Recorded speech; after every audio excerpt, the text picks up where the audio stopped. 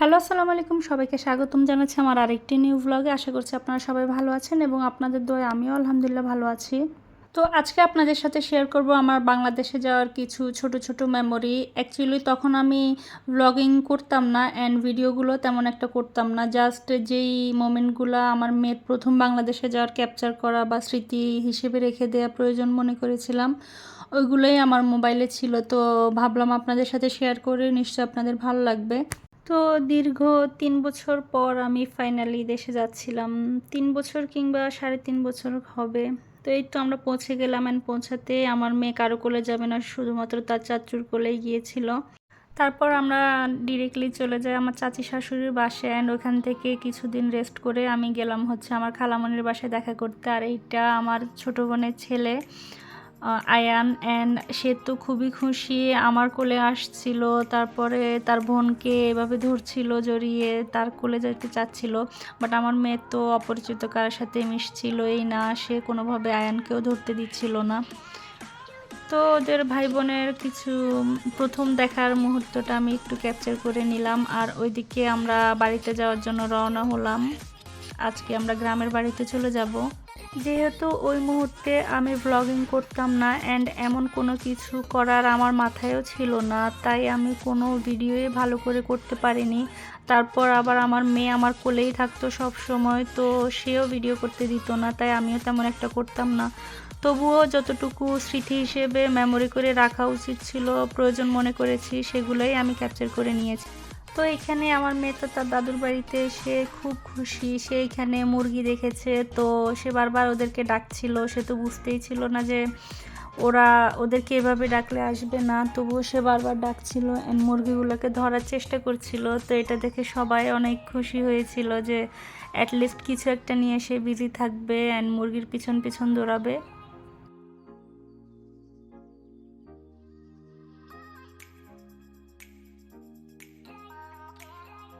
তারপর হচ্ছে আমার ননদ এসেছিল আমাদের সাথে দেখা করতে। আর ওইখানে আমার ননদের ছোট ছেলে মুবাশির দেখুন কত দুষ্ট হয়েছে। সে চেষ্টা করছিল এই জানালা দিয়ে বেড়ে বেড়ে উঠতে অ্যান্ড অবশেষে সে পেরেছেও, অ্যান্ড ওটা দেখে আমার খুবই অবাক লাগছিল। তাকে আমি বারবার নামানোর চেষ্টা করছিলাম, কিন্তু সে আবারও সেখানে যাচ্ছিল, উঠছিল। তো খুবই কিউট একটা বেবি, আমার খুবই ভালো লেগেছে মাশাআল্লাহ। আর এই দিকে এই যে আমার মেয়ে, আমি ঝাড়ু দিতে নিয়েছি অ্যান্ড সে আমার থেকে ঝাড়ু নিয়ে গেছে, সেই ঝাড়ু দিবে অ্যান্ড একদম বাড়ির মেয়ের মতোই কাজ করছিল। তবে ফাঁকে ফাঁকে আবার তার একটু কোকোমেলন দেখারও টক উঠছিল, তো সে গিয়ে কিছুক্ষণ কোকোমেলন দেখে, কিছুক্ষণ ঝাড়ু দেয়, এই নিয়ে ব্যস্ত ছিল সে।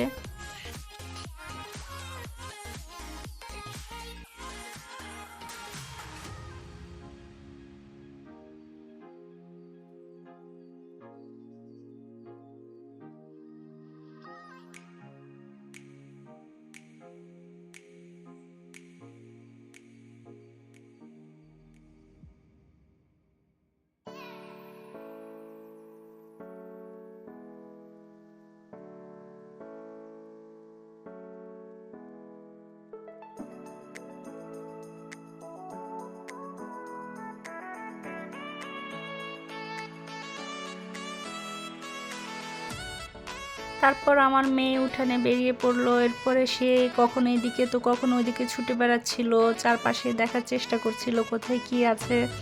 অ্যান্ড ওদিকে মেবি হাঁস মুরগি দেখেছে অ্যান্ড হাঁস দেখে সে প্রথমে ভয় পেয়ে গিয়েছিল, তো সে ভয়ে দৌড়াচ্ছিল। তবে সে খুবই এনজয় করেছে ফুল টাইম একদম উঠানে দৌড়াদৌড়ি করে। এটা ছিল পরদিন সকালের নাস্তা অ্যান্ড আমাদের ফেনী অ্যান্ড নোয়াখালীর ঐতিহ্যবাহী নাস্তা খোলাজা পিঠা অ্যান্ড রাব, আমার তো খুবই পছন্দ। তো ওইদিকে আমি নাস্তা করছিলাম আর ওর ফুপ্পি ওকে উঠানে খেলাচ্ছিল, সাইকেল চালানো শেখাচ্ছিল। এটা হচ্ছে আমার চাচাতো ননদ। তো সে খুবই এনজয় করছিল অ্যান্ড তার ফুপ্পি চাচুরা সবাই মিলে তাকে অনেক সময় দিয়েছে অ্যান্ড সবাই অনেক এনজয় করেছে সারাক্ষণ তার পিছন পিছন। আর এখানে তো সে তার মামার সাথে খেলা করছিল। তার মামা মানে আমার চাচাতো দেবর, ছোট অল্প, অ্যান্ড ওকে সে মামাই ডাকে, সে কখনো চাচু ডাকে না। তো তার মামাও তার জন্য একদম একদম পাগল ছিল। তো সে সারাক্ষণ তার ভাগ্নিকে নিয়ে নিয়ে থাকতো। সে কখন কোথায় যাচ্ছে না যাচ্ছে, কি করছে না করছে সব কিছুতেই খেয়াল রাখতো। সারাক্ষণ তারা মামা ভাগ্নি একসাথে থাকতো, খেলতো। অ্যান্ড বলতে গেলে বাড়িতে যাওয়ার পর এই যে অল্পর কারণেই মানে আমার দেবরের কারণেই ওর সময়টা ভালো কেটেছে। তারা অনেক এনজয় করেছে। এরপর যখন সে ঢাকায় চলে যায় অল্প, তখন আমার মেয়ে খুবই স্যাড ছিল অ্যান্ড তার সময় কোনোভাবেই কাটছিল না। এরপর এটা সন্ধ্যার দিকে তার দাদু অনেক চেষ্টা করছিল তাকে কোলে নেয়ার, বাট সে তো তার দাদুর কাছে কোনোভাবেই যাচ্ছিল না। তো তার দাদু তাকে মুরগির বাহানা দিয়ে একটু কোলে নিল। আর ওইদিকে আমরা পরে চলে গেলাম হচ্ছে আমার একমাত্র ননদের একমাত্র ননদিনীর বিয়েতে। তো আমারও একটা মাত্র ননদ এবং আমার ননদেরও একমাত্র ননদ, তো তার বিয়েতে আমরা চলে যাই। আর ওখানে গিয়ে তো আমার মেয়ে খুবই হ্যাপি, সে খেলছিল, খুব এনজয় করছিল। তো যেহেতু বিয়ে বাড়িতে অনেক মানুষই থাকে, অনেক আত্মীয় স্বজন থাকে, তাই আমি রাতে চলে গিয়েছিলাম আমার ছোট খালামণির বাসা, ওখান থেকে কাছেই ছিল। তো ওখানে গিয়ে আমার ভাইয়ের বউ ছিল সেখানে, অ্যান্ড সে দেখুন কি করছে, তার ভাগ্নির হাতের সাথে ড্রয়িং করে এখানে ছবি তুলছিল, খুবই কিউট লাগছিল।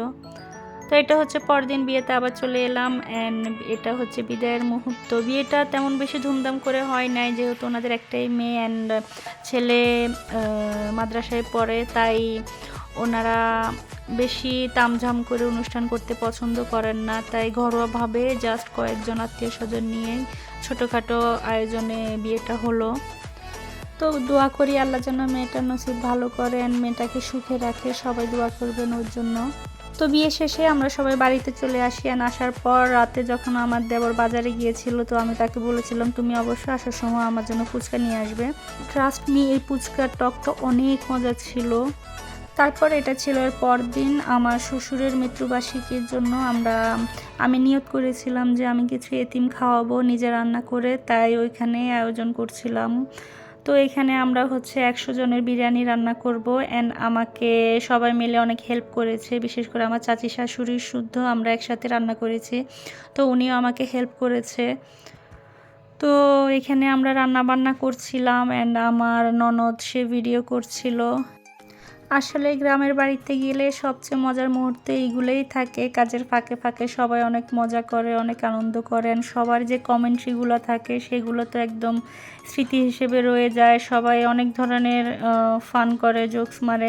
তো ওই মুহূর্তগুলোই খুব সুন্দর লাগে আমার কাছে গ্রামে গেলে, অ্যান্ড এগুলাই আজ স্মৃতি হয়ে আমার মাঝে আছে। আলহামদুলিল্লাহ, আমার শ্বশুরবাড়ির প্রত্যেকটি মানুষই অনেক ভালো এবং সবারই মন মানসিকতা অনেক ভালো, অনেক মিশুক, সবাই অনেক মজা করি। আমরা একসাথে হলে একদম বোঝাই যায় না কোনটা শ্বশুরবাড়ি কোনটা বাবার বাড়ি। তো সবাই অনেক ভালো, অ্যান্ড দোয়া করি আল্লাহ যেন প্রত্যেকটি মেয়ের নসিবেই এমন একটি শ্বশুরবাড়ি রাখে, কিংবা এমন আত্মীয় স্বজন হয় যাদের মধ্যে এত সুন্দর মিলমিশ থাকে।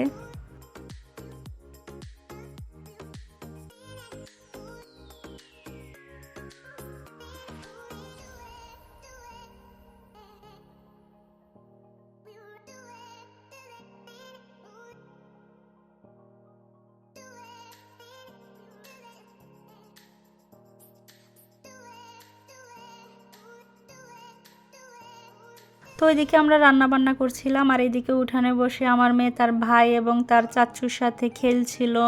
সে খুব এনজয় করছিল, অ্যান্ড সবাইকে এমনভাবে অর্ডার দিয়ে দিয়ে খেলছিল মনে হয় যেন সেই সবার একদম নেতা হয়ে গিয়েছে। খুবই একদম নিজেকে বড় মনে করছিল সে।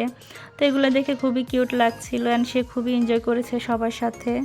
তারপর এতিমরা সবাই চলে এসেছে, সবাই কোরআন তেলাওয়াত করছিল, অ্যান্ড এখন সবাইকে খাবার দাবার দিয়ে দিব। আলহামদুলিল্লাহ সব কিছু সুন্দরভাবে হয়েছে।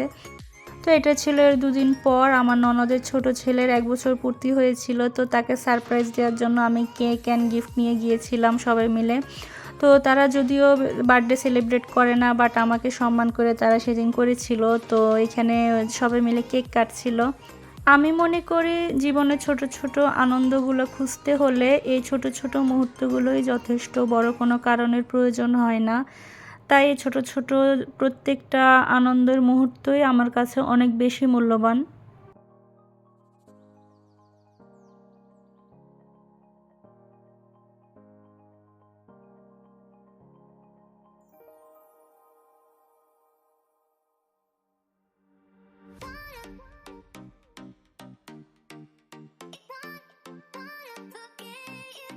তো এরপর আমি কেকটাকে কেটে নিচ্ছি, আমরা যতগুলো মানুষ ততটুকু পিস করে নিচ্ছি, সবাইকে এখন ভাগ করে দিয়ে দিব।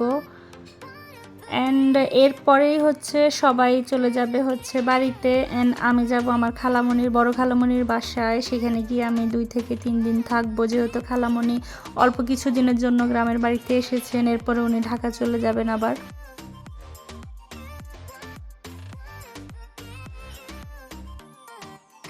তো ওইদিকে আমি কেক কাটছিলাম, এনে এদিকে আমার ননদ প্লেট নিচ্ছিল সবার জন্য। তারপর আমি খালামণির বাসায় চলে আসি, আর এখানে খালামণি আমার জন্য নাস্তা নিয়ে এসছে।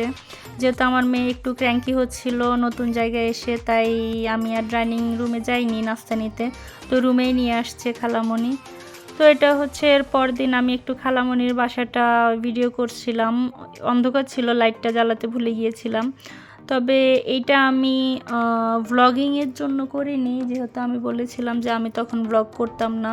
তো এটা আমি করেছিলাম জাস্ট এই জন্য, কারণ আমি যখন এখানে আসি তখন আমার খালামণিদেরকে সবাইকে খুব মিস করি, অ্যান্ড ইভেন কি তাদের বাসাগুলোকে খুব মিস করি। তাই আমি স্মৃতি হিসেবে নিয়ে আসার জন্যই আমি ভিডিওটা করেছিলাম। আশা করছি আপনাদের ভালো লাগবে।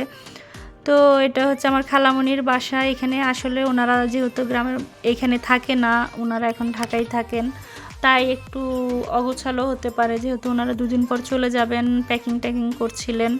তো প্রত্যেকটা জিনিসে আমার খুব ভালো লাগে, খালামণির বাসায় গেলে আমার খুবই ভালো লাগে, খুব শান্তি লাগে, একদম খোলামেলা চারদিকে। তো অনেকই ভালো লাগে, যদিও খালামণি থাকেন না, বাট ওখানে গেলে কেমন যেন একটু শান্তি লাগে। তো আশা করছি আপনাদেরও ভালো লাগবে। তো আমি যে রুমটাতে ছিলাম সেটা হচ্ছে আমার বোনের শ্রাবণীর রুম, অ্যান্ড এটা হচ্ছে স্বামীর রুম, আমার ভাই ছোটটা।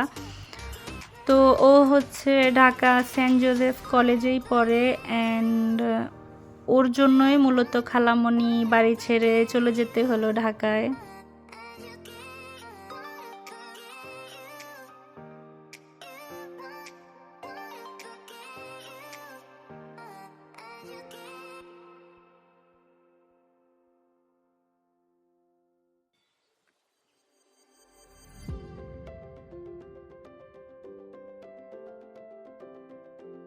তারপরে এটা হচ্ছে খালামণির রুম।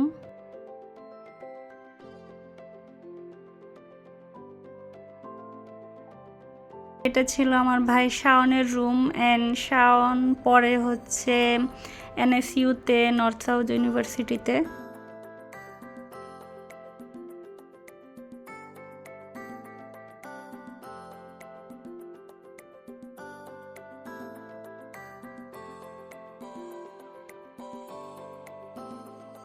তো এরপর আমি চলে যাই আমার শ্বশুরবাড়িতে, আবার ব্যাক করি, অ্যান্ড ওখানে গিয়ে আমার মেয়ে তো মহা খুশি, সে আবার খোলামেলা উঠান পেয়ে সেখানে দৌড়াদৌড়ি করছিল, মশা মারছিল, সে মশাকে মুমু বলে। তো সেখানে গিয়ে নতুন নতুন মশা মারা শিখেছে দেশে গিয়ে, অ্যান্ড ওইখানে গিয়ে তো সে কি করবে না কি করবে, প্রায় পাগল হয়ে গিয়েছে খুশিতে।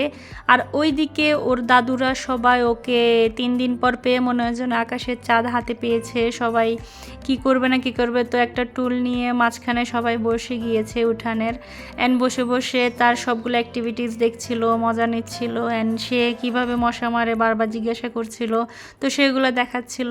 অ্যান্ড ওইদিকে গিয়ে তো সে মুরগি পেয়েছে, তো সে তো আরও মহা খুশি, সে এখন মুরগিকে তাড়া করবে। তো যখন আমি আমার শ্বশুরবাড়িতে ব্যাক করি তখন আমার চাচি শাশুড়িরা, তারপর আমার শাশুড়ি সবাই মিলে আমার সাথে গল্প করছিলেন, অ্যান্ড বলছিলেন যে ওনাদের যেহেতু বাড়ির পাশেই নদী, তো নদীতে ভাঙন পড়েছে, যেহেতু গত বছর বন্যার পর মুসাপুরের গেট ভেঙে গিয়েছে, অ্যান্ড ফেনী নদীরও বেড়িবাঁধ ভেঙে গিয়েছিল। তো এই জন্য অনেক বেশি জোয়ার আসা শুরু করেছে, তো এর কারণেই অনেকের ঘরবাড়ি ভেঙে যাচ্ছিল। এটা ছিল জানুয়ারির কথা, বাট এতদিনে অনেক বাড়িঘর ভেঙে চলে গিয়েছে। তো আমরা সবাই মিলে ওখানেই দেখতে গিয়েছিলাম কার কী অবস্থা। তো ওখানে যাওয়ার পর খুবই সুন্দর দৃশ্য দেখতে পেলাম, খুব সুন্দর লাগছিল নদীটা, এই যে সন্ধ্যা নামছিল তখন দেখতে খুবই সুন্দর লাগছিল।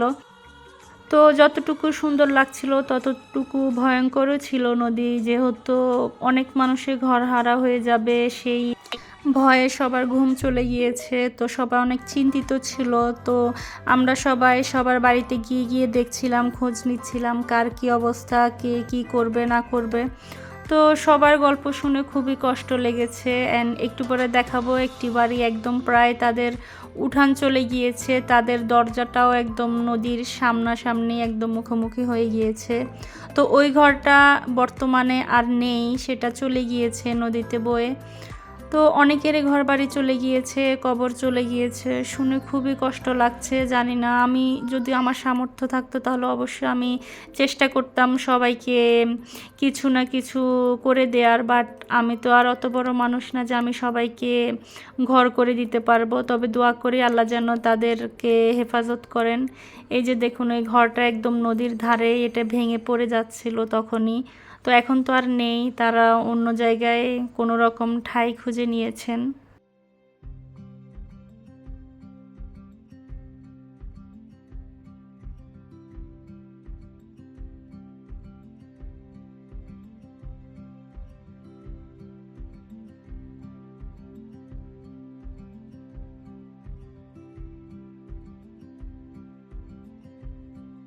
এরপর দিন হচ্ছে আমার বড় চাচি শাশুড়ির বাসায় দাওয়াত ছিল, ওখানে যাওয়ার কথা ছিল যেহেতু ওনারা অন্য গ্রামে থাকেন। তো ওখানে যাওয়ার আগেই রাতে সাডেনলি আমার মেয়েটা খুব অসুস্থ হয়ে যায়, সে নষ্ট বমি ডায়রিয়া শুরু হয়ে যায়। তো এখানে আমি তাকে কিছু খাওয়ানোর একটু চেষ্টা করছিলাম বিস্কিট চুবিয়ে। তো সে যে এই যে বিস্কিটটা খেলো, এরপর আর কোনো কিছুই খেতে পারলো না। আর টানা 15 দিন সে টানা অসুস্থ ছিল, হসপিটালাইজড ছিল। তো ওখানে ওদিকে তার বার্থডেও ছিল, বাট সবাই অনেক প্ল্যানিং করেছিল, সবাই মিলে এই করবে সেই করবে, কিন্তু আমার মেয়েটা একদম এত বেশি অসুস্থ হয়ে যায় যে আসলে কোনো কিছু করে ওঠা হয়নি আর। তো এখানে তবুও তার দাদুরা কেক এনেছিল সেলিব্রেট করার জন্য। তো ওইদিকে তো আমার মেয়েটা তো আর কেকটা কাটতেও পারেনি, দেখেও নি, সে একদম নিস্তর হয়ে পড়েছিল বিছানায়। তো সবার মনটা খুবই খারাপ ছিল, আপসেট ছিল। এদিকে তো তার মামা অল্প, সে কেক খাবে না, তার মনটা খুবই খারাপ, সে কান্না করছিল তার ভাগ্নির জন্য যে সে কেন এতটা অসুস্থ হয়ে গেল, তাদের সবগুলো প্ল্যান শেষ হয়ে গিয়েছে। আমি যখন ভয়েস ওভার দিচ্ছি তখন আমার মেয়ে খুব ক্র্যাঙ্কি হয়ে আছে, সে চিল্লাচিল্লি করছে, তাই কেউ কিছু মনে করবেন না। তো এই ছিল আমার শ্বশুরবাড়ির ব্লগ বাংলাদেশে। সবাই, আশা করছি সবার ভালো লাগবে। তো ভালো লাগলে অবশ্যই আপনারা লাইক কমেন্ট শেয়ার এবং সাবস্ক্রাইব করবেন।